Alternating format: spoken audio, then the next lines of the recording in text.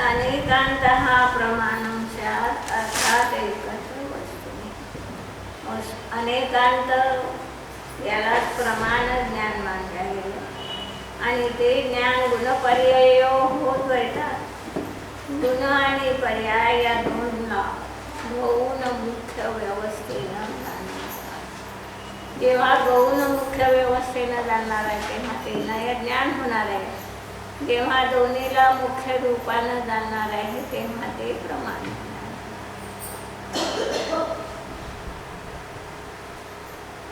अभिव्यक्तिस्तु पर्यायो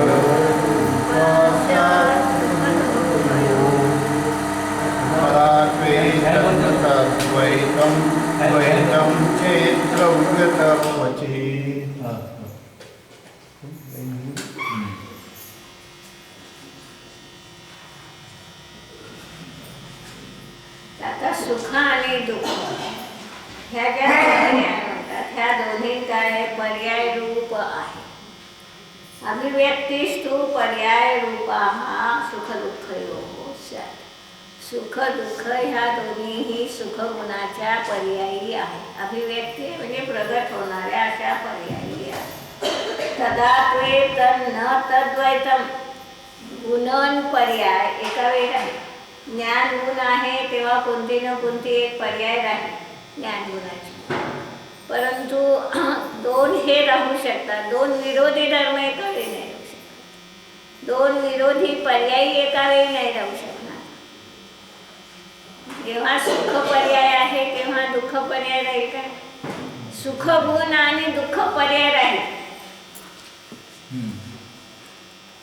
काय झालं? सुख गुण आणि दुःख पर्याय राहील. सुख गुण सुख पर्याय राहील. पण सुख पर्याय आणि दुःख पर्याय दोन्ही पर्याय एका वेळी कधी असू शकत नाही. त्या पर्यायी अशा विरोधी आहे. एक विकारी आहे एक शुद्ध आहे. तर दोन शुद्ध विकार दोन एका वेळी कधी राहू शकत नाही. आणि म्हणून म्हणतात सुख दुःख हो अभिव्यक्ती तू पर्याय रूपा. सुख दुःखाची ही जी अभिव्यक्ती आहे ती नियमाने पर्याय स्वरूप आहे. तदात्वे तन्न तद्वैतम.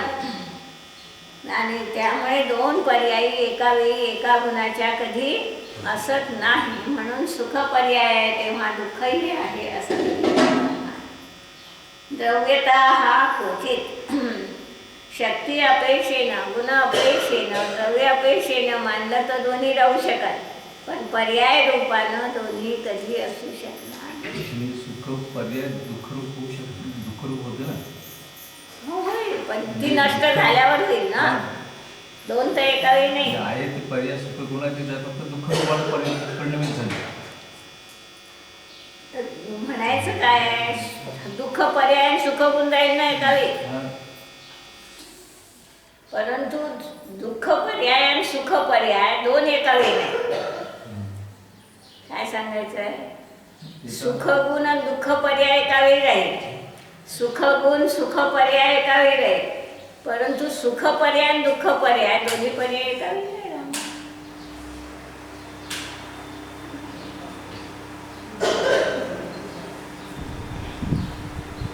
बहुप्रलपणे नारवं साध्यं सिद्धं प्रमाणतः सिद्धं नैनागमाचापि स्वतः सिद्धो यथा क्रमः. बहुप्रलपणेन अनम. आता अधिक काय सांगावं म्हणतात. आम्ही जे आतापर्यंत कशाचं वर्णन केलं जवळजवळ 50 गाथा घेतल्या. कशाच्या घेतल्या? तर इंद्रियजन्य सुख दुःख आणि अतिंद्रिय सुख काय असणार आहे यासाठी म्हणून आतापर्यंत त्यांनी हा खुलासा केला की संसारी जीवांना दोन्ही प्रकारचं दुःख राहील. अबुद्धीपूर्वकही राहील आणि बुद्धिपूर्वकही राहील. सिद्धम प्रमाणता हा साध्याची सिद्धी प्रमाणानं झालेली आहे. जैनागमाच्यापि सिद्धम आणि आगमानेही ती गोष्ट सिद्ध झालेली आहे. यथाक्रमा हा स्वतः सिद्ध की संसारी जीवाच्या ठिकाणी अबुद्धिपूर्वकही दुःख आहे आणि बुद्धिपूर्वकही दुःख आहे. एतत् सर्वज्ञवचनं मात्रं तदागमा यावत् कर्मफलं दुःखं पच्यमानं रसोऽनुपम्. एतत् सर्वज्ञ वचनम आज्ञा मात्रम तद आगमा. आगमाची सर्वज्ञ भगवंताची आगमाच्या माध्यमातून ही आज्ञा आहे म्हणतात. काय? यावत कर्मफलम, जो जे कर्माचं फल आहे ते सगळंच्या सगळं नियमाने कसं आहे म्हणतात. पच्यमानम रसोन्मुखम दुःख. जेव्हा ते उदयाला येतं, आपला रस देतं, रसोन्मुख होतं म्हणजेच उदयाला येतं. कर्म आल्यामुळे दुःख नाही, कर्म बांधल्यामुळे दुःख नाही, कर्म सत्तेत आहे म्हणून दुःख नाही. कर्म उदयात आलं तर त्याचं निमित्त म्हणजे तोपर्यंत सत्तेतलं कर्म ही निमित्त नाही. आणि म्हणून शब्द ठेवला त्याने की पच्यमानम रसोन्मुखम कर्मफलम दुःखम. उदयाला येणारं जे कर्माचं फल आहे ते नियमाने दुःखरूपच आहे. अभिज्ञानम यदद्वैतं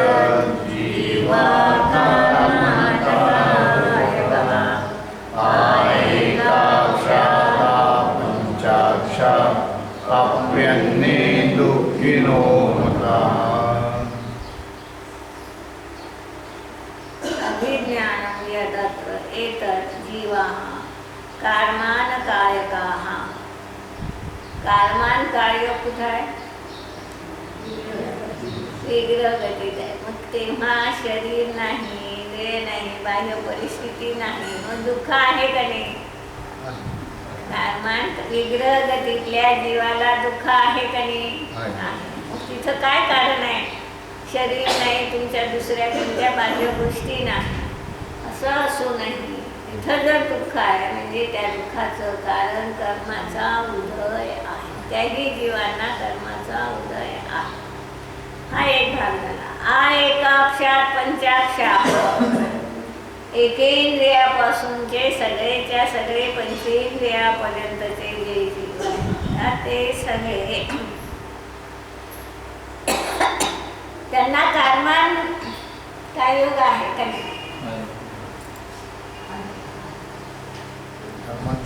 कर्मान काय योग नाही, कर्मान शरीर आहे. कर्माचं जे ग्रहण होते ते कर्मान काय योगाने तिथं नाही नाही म्हणजे तिथं अवधारिक काय योग आहे की नाही? अवधारित काय योगाने एकच काय योग नाही ना. काय योग एकच नाही की नाही एका वेळी. हां. तर ज्यावेळी अवधारिक काय योग आहे त्यावेळी कर्मान काय योग काम नाही करत. पण कर्मान शरीर आहे.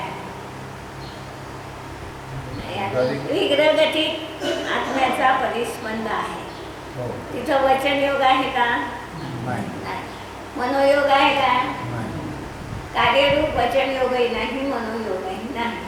कार्यरूप काय योगच आहे. आणि तोही काय योग कोणता आहे? फक्त कर्मान काय योग आहे. म्हणजे तिथं जे आत्मप्रदेशाचा परिस्पंद आहे तो फक्त कर्मान काय योग नाही. कर्म काय नाही तुला पण विग्रहगतीत कर्मान काय योगच आहे, दुसरा नाही कोणता. कर्माचा उदय आता तर सांगितलं कर्माचा उदय म्हणजे दुःख आहे तिथं फक्त. हा तर म्हणून तिथं कर्माचा उदय आहे म्हणजेच कर्मान काय योग आहे. अवधारिक काय योग तिथं नाहीच ना. विग्रहगतीत कुठं अवधारिक काय योग आहे? सांगताना असं सांगितलं कर्मण काय योग नाही आहे, फक्त कर्म असं नाही सांगितलं. कर्मण काय योग आहे म्हणून तिथं दुःख आहे हे सांगितलं. की तिथंही वस्तुतः कोणतं शरीर नाही, बाकीची परिस्थिती नाही आणि तरी तो जीव दुःखी आहे. विग्रहगतीतला जीव दुःखी आहे का नाही? आहे. मग तिथं कोणतं कारण आहे म्हणतात दुःखाचं? तर केवळ कर्माचा उदय. आता कर्माचा उदय म्हणजेच कर्मण शरीर, दुसरं काय. आता इथे कर्माचा उदय चालू आहे सतत. हां, मग इथे काळमांड काय योग का नाही? 2 काय योग एका वेळी राहतील काय? आता अवधारित काय योग आहे आपल्याला? औदारिक काय योगाचं काय करायचं म्हणजे त्याचं फंक्शन काय आहे? कार्य कोणतं आहे? औदारिक काय योगाने काम आहे? कोणताही काय योग काम काय करत? कर्माला खिसणं, कर्माला कर्माचा आश्रय होण्यामध्ये निमित्त होणं. अं, काय योगानं परिस्पंद सुरू आहे. आज आपल्या ठिकाणी जो आत्मप्रदेशाचा परिस्पंद आहे तो कशामुळे? काय योगामुळे आहे, वचन योगामुळे आहे, मनोयोगामुळे. मग आता आपल्या ठिकाणी जोपर्यंत हे औदारिक शरीर आहे तोपर्यंत काळमांड शरीर काय आपलं काम करणार नाही. योग नाही, आत्मप्रदेशाच्या परिस्पंदामध्ये त्याची कार्यता नाही. त्याचं परिस्पंदन नाही तर मग कर्माचा आश्रव बंदही होणार नाही त्याच्याद्वारे. हा, आश्रव त्याच्याद्वारे आश्रय बंद होणार नाही. कर्मान काय योग जरी नाही तरी बाकीचा योगही आश्रवाचं कारण आहे का नाही? तर फक्त कर्मान काय योग आश्रव वचनयोग, मनोयोग वगैरे. सगळेच आहे ना. पण बाकी अवधारिक वैक्रिय आहार कोणता ना कोणता एक काय योग तर नक्की आहे त्याच्या जीवनात. आणि म्हणून आश्रवबंध तर आहेच. तो काययोग असला तरी आश्रवबंध आहे. विग्रहगतीमध्ये कर्मान काययोग असला तरी आश्रवबंध आहे. कोणताही योग जोपर्यंत आहे तोपर्यंत आश्रवबंध आहे.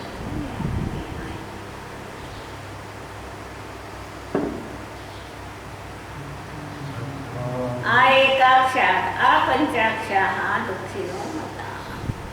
एकेंद्रियापासून तर पंचेंद्रियापर्यंतचे सगळे जीव दुःखी आहे आणि या सगळ्या जीवांना कर्माचा उदय नियमाने आहे. म्हणून दुःखाचं जर काही कारण असेल तर कर्माचा उदय हे त्या दुःखाचं निमित्त कारण नियम आहे. म्हणजे इथे चॉईस नाही आहे. कर्माचा उदय असला म्हणजे नियमानं दुःख सुखाने घ्याला हाती कर्माचं, किंवा जे हाती कर्माचं.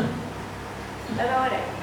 जे जे सांसारिक अनुभूती होते सुखाची किंवा दुःखाची ती सर्व दुःखरूपच आहे समजायचं. असे 2 प्रकार नाही आहेत त्याचे. कारण इथे कर्माचा उदय सांगितलेला आहे. मग शुभ कर्माचाही उदय राहू शकतो तरी ते दुःखालाच कारण आहे. म्हणजे चॉईस नाही आहे. अनुभूतीमध्ये संसारामधल्या अनुभूतीमध्ये सुखरूप गुणाची जी पर्याय आहे ती नियमानं दुःखरूपच आहे. ती सर्व दुःखरूप. त्याच्यामध्ये चॉईस नाही का बा याला सुखरूप आहे आणि याला दुःखरूप आहे. तर ती दुःखरूप असून तुम्ही सुखरूप मानता, त्याचा निषेध करायचा आता आहे. मानतो तर दुःखरूपही मानतात दुःखरूप आहे, कोणी सुखरूप मानतात. म्हणजे ॲक्च्युअली ती आहे काय? सुख आणि दुःख हे ती दुःखरूपच आहे. आहे दुःखरूप. दुःख म्हणजे काय? दुःखरूप आहे आता काय? आकुलता आकुलता उत्पन्न करते. मग आकुलता शुभरागही आकुलता उत्पन्न करतो. कोण नाही म्हटलं. म्हणजे शुभ ते- रागाला बंधाचंच कारण. शेवटी सुख आणि दुःख हे 2 शब्द घेण्याचा अर्थ नाही आहे. कारण दोघांचा अर्थ एकच आहे. असं नाही. त्यातल्या त्यात जरी दोन्ही एकच आहे तरी देखील तुमच्या दृष्टीत तुम्ही त्याला सुख मानताय.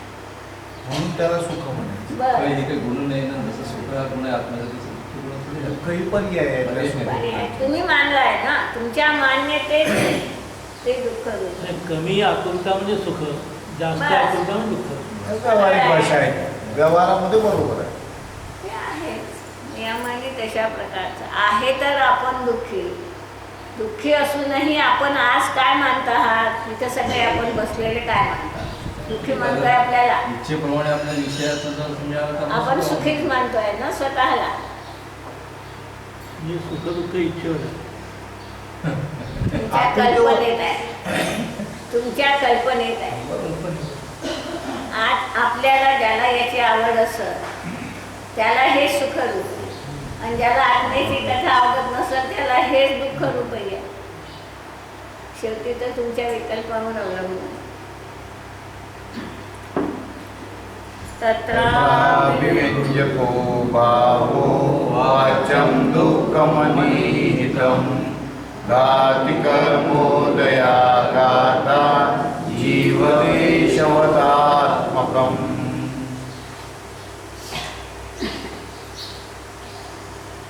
तत्राभिव्यञ्जको भावः वाच्यम दुःखम अनिहितम. दुःख शब्दाचा वाच्य काय आहे म्हणतात नियमाने. अबुद्धिपूर्वक दुःख हे दुःख शब्दाचा वाच्य. जिथं बुद्धिपूर्वक दुःख आहे तिथं अबुद्धिपूर्वक आहेच. त्यामुळे तुमचं बुद्धिपूर्वक दुःख असो नसो, अबुद्धिपूर्वक दुःख हे या दुःख शब्दाचा वस्तुतः वाच्य आहे. प्रत्येक जेव्हा आपण म्हणतोय आज आपल्याला वास्तविक सुख म्हणतोय आपण, पण अबुद्धिपूर्वक दुःख आहे का नाही? त्याही वेळी अबुद्धिपूर्वक दुःख आहे. आणि म्हणून त्याचा वाच्य कोण आहे म्हणतात दुःखम आणि कसं आहे ते कुणामुळे? तर घाती कर्मोदयात घाता. घाती कर्माच्या उदयानं, जेव्हा घाती कर्माच्या उदयाचं निमित्त आहे त्यावेळी नियमाने दुःख या जीवाला आहे. भक्ती कर्माच्या उदयामध्ये सुखगुणाची पर्याय दुःखरूप होत राहते. होतात ते असताना होते, त्याही झाली नाही नाही, परंतु कर्माच्या उदय होते ना, दुःखरूपच होते जोपर्यंत खाते. म्हणून अनंत सुख 12व्यातही नाही. थोडं पाहण्यासारखं 12व्यात मोह तर गेला, दर्शन मोही राहिला नाही, चारित्र्य मोही राहिला नाही, तरी अनंत सुख नाही मानलं तिथं. तिथंही दुःखच आहे. सुख अनंत सुख कुठं मानलं? 13व्यात म्हणजे 4 घाती कर्माच्या अभावात. जोपर्यंत क्रमवर्ती ज्ञान आहे तोपर्यंत पूर्ण मोहाचा तर अभाव झाला तरी त्याला क्षीण मोह का नव्हते हे क्षीण म्हणजे अभाव. ते 10वं गुणस्थ आहे ना. 12व्या 12व्याला क्षीण मोह नाव आहे. क्षीण शब्दाचा अर्थ व्यवहारामध्ये क्षीण म्हणजे थोडासा जिवंत आहे आणि याच्यामध्ये क्षीण म्हणजे मेला पूर्ण. खाली जयगावाचा हास पण होता. क्षीण मोहात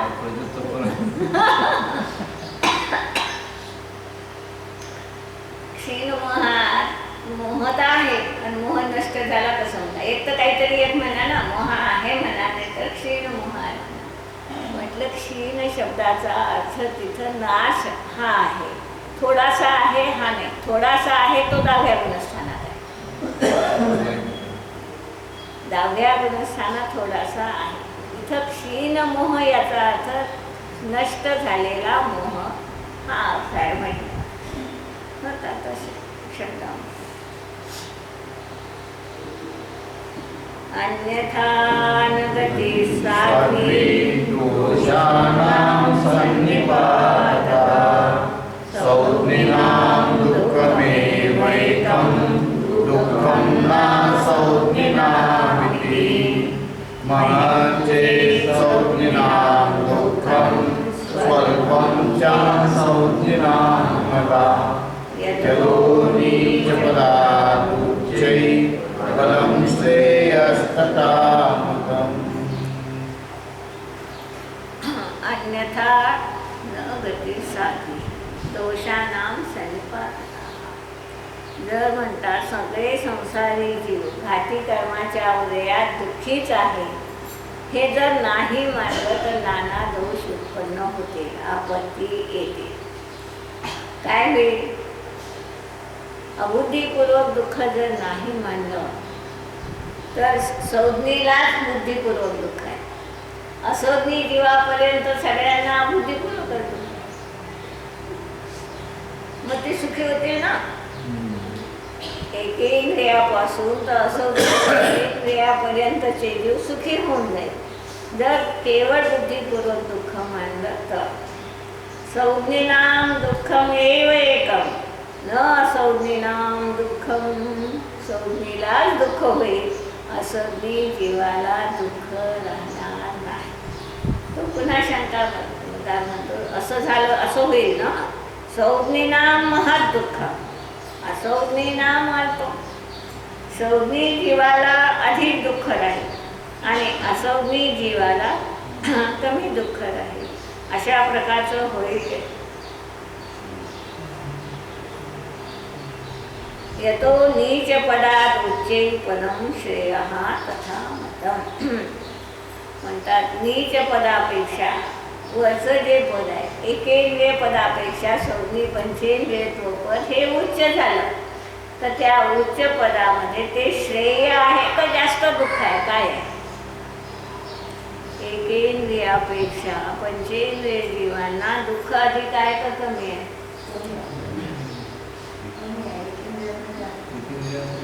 एकेंद्रियाला अधिक आहे. कारण याला प्रतिकार तरी करता येते, त्यांना प्रतिकार करता येत नाही, आपलं दुःख व्यक्त करता येत नाही, आणि म्हणून ते अधिक. न चर्वाच्यं शरीरं च स्पर्शानीन्द्रियाणि च सन्ति सूक्ष्मेषु जीवेषु तत्फलं दुःखमन्विना.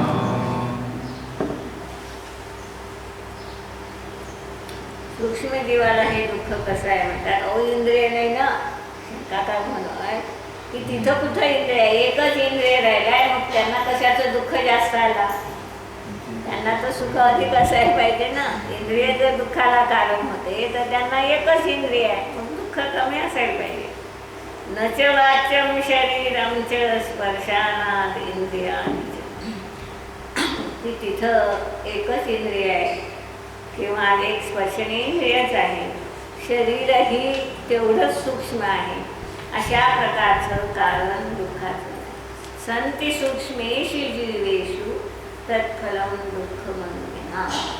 जरी एकच इंद्रिय आहे तरी देखील त्यांना हे शरीरधारी आहे, दुःख अधिक आहे.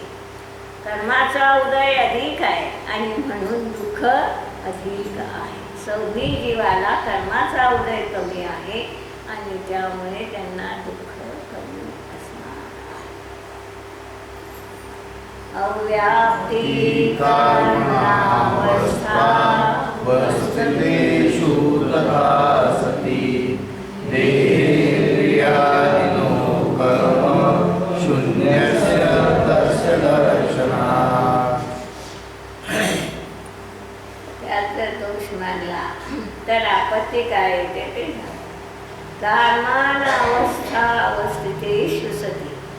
ज्यांची कर्मान कायोग अवस्था आहे, आपण आताच काय कर्मान कायोगात काय आहे? शरीर आहे काय? इंद्रिय आहे काय? दोन्हीही नाही आहे. देहेंद्रियादी नो कर्म शून्यस्य. देह नाही, इंद्रिय नाही, अशा नोकर्मांनी शून्य असणाऱ्या जीवांना देखील काय होईल म्हणतात? दुःख राहणारच नाही ना. जर कर्माच्या उदय मात्रांनी दुःख नाही मानलं तर कर्मान कायोगात दुःख राहणार नाही.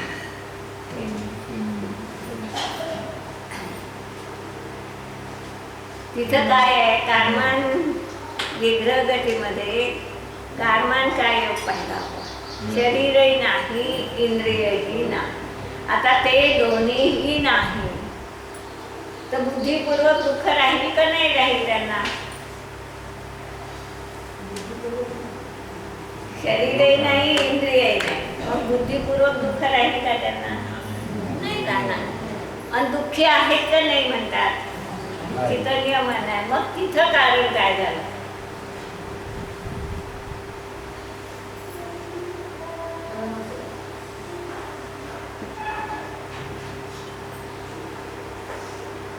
हे मनुष्य शरीर संपलं.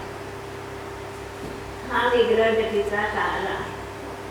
अजून देवाचं शरीर प्राप्त होत नाही. जर गोळे अधिक असेल तर तेवढा काळ लागतो, 4 समय लागतात, 1 समय लागेल, जो लागेल तो. परंतु हा जो मधला शरीर नसणारा काळ आहे की तिथं न अवधारी शरीर आहे, न वैक्रियक शरीर आहे. आहारक शरीराचा आता प्रश्नच नाही, तो विग्रह गतीचाच आहे. परंतु त्या ठिकाणी कोणतंच शरीर नाही, इंद्रिय नाही, मग तो जीव दुःखी आहे का नाही?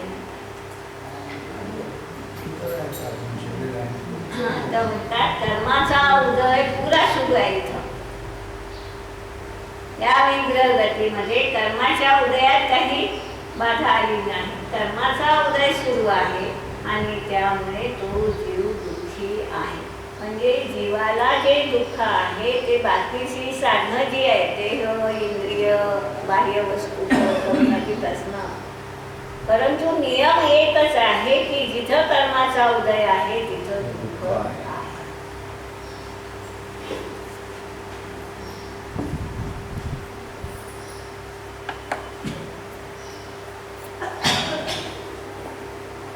म्हणून कारमान अवस्था अवस्थिते, जो कारमान अवस्थेमध्ये आहे तिथं देह इंद्रिय नोकर्म नाही.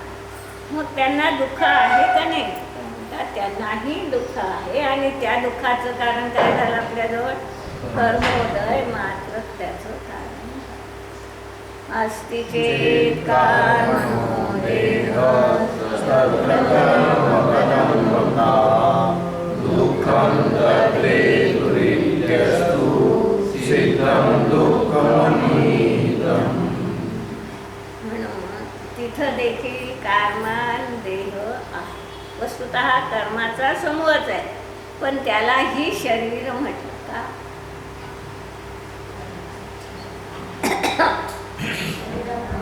आत्मप्रदेशाचा परिस्पंद आहे.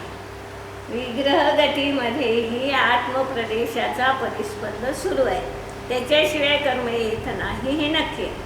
आता तो जो परिस्पंद आहे तो वचनयोग नाही, मनोयोग नाही, म्हणून प्रश्नच विचारला. काय योगातले बाकीचे काय योग नाही, पण हा कारमान काय योग, म्हणून त्यालाही काय योगात टाकलं. कर्माच्या समूहाच्या निमित्तानं आत्मप्रदेशाचा परिस्पंद होतो म्हणून. कर्म कदंबकम कर्मानः देहः तत्र अस्ति. कर्माच्या समूहरूप शरीर तिथं आहे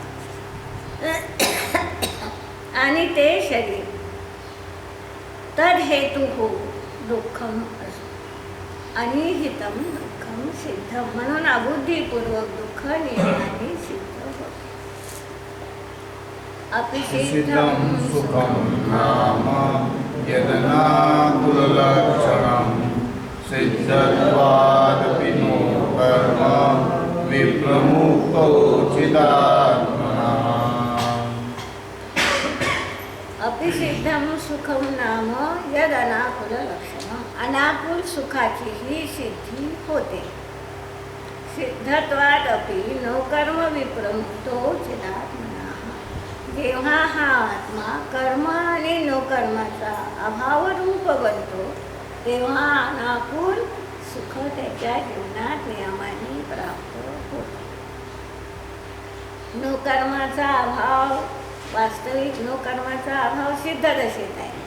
अनंत दशेत नो कर्म जरी असलं तरी ते नो कर्म अत्यंत अल्प आहे म्हणून नसल्यासारखं समजून त्यांनी सांगितलं की नो कर्म विप्रमुक्तो चिदात्मना. जो नो कर्मानं कर्मानं रहित आहे त्याला अनाकुल सुख नियमाने आहे. म्हणजेच कर्माचा अभाव झाल्यावर अबुद्धीपूर्वक दुःखाचा अभाव होतो.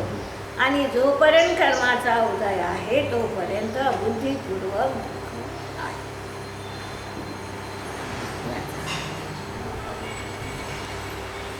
यहाँ अबुद्धिपूर्वक दुख को सिद्ध करते हुए अनाकुलता रूप सहज सुख की भी सिद्धि की गई है. यह तो स्पष्ट ही है कि जब हम किसी पदार्थ को चाहते हैं और वह प्राप्त नहीं होता तो जीवन में आकुलता उत्पन्न होती है. अतः बुद्धिपूर्वक दुख सबके अनुभव का विषय है. अब देखना यह है कि क्या संसारी जीव दुख से वंचित है या किन्हीं किन्हीं के ही ऐसा दुख पाया जाता है. जहाँ तक इस विषय का विचार करते हैं तो यही प्रतीत होता है कि एक अबुद्धिपूर्वक दुख और है जिससे सब संसारी प्राणी मूर्छित हो रहे हैं और इसकी सिद्धि अनुमान और आगम दोनों से ही होती है.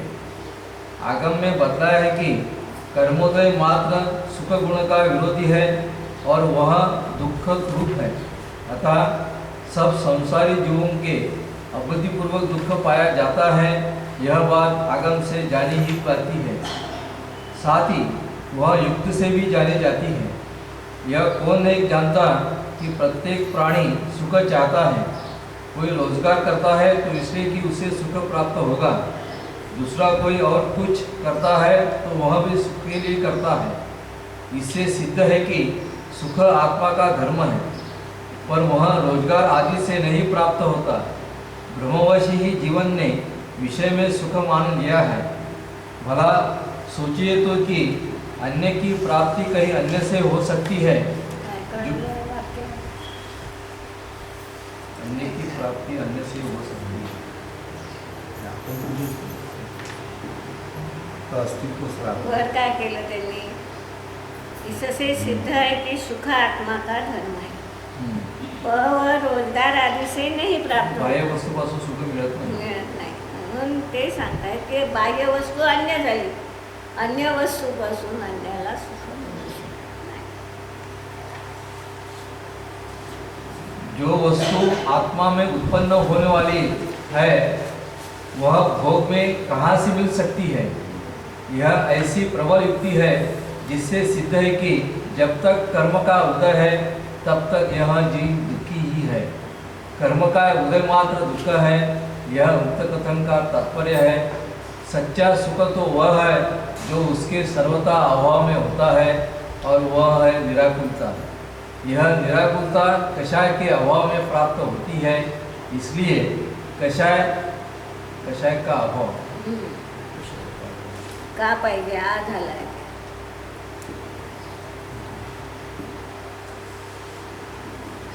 कषाय का अभाव सुख का कारण है, ऐसा जानना चाहिए। निमित्तपन की अपेक्षा कर्मोदय दुख का कारण है या स्वयं दुख रूप है, ऐसा यहाँ जानना चाहिए। शेवटी त्यांनी खुलासा खूप महत्त्वाचा केला आहे का वाटतं? काय झालं आतापर्यंत सिद्ध काय केलं? कर्माचा उदय दुःखाचं कारण आहे, कर्माचा उदय दुःखाचं कारण आहे। तर त्याच्यावरून तुम्ही काय घ्याल की निमित्तानं शेवटी काही केलं का नाही केलं? वा कर्माच्या उदयाने जीवाला दुःखी केलं तर नाही केलं, म्हणून त्यांनी निमित्तपणे की अपेक्षा एवढा शब्द टाकून दिला। निमित्ताच्या अपेक्षेनं कर्माचा उदय निमित्त आहे, वस्तुतः दुःखी जी स्वयं आहे। आपल्या कशाय भावानं हा जीव दुःखी होणार आहे, पण त्या कशाय भावाचं निमित्त कर्माचा उदय आहे, आणि म्हणून कर्मोदयानं हा जीव दुःखी आहे। अशा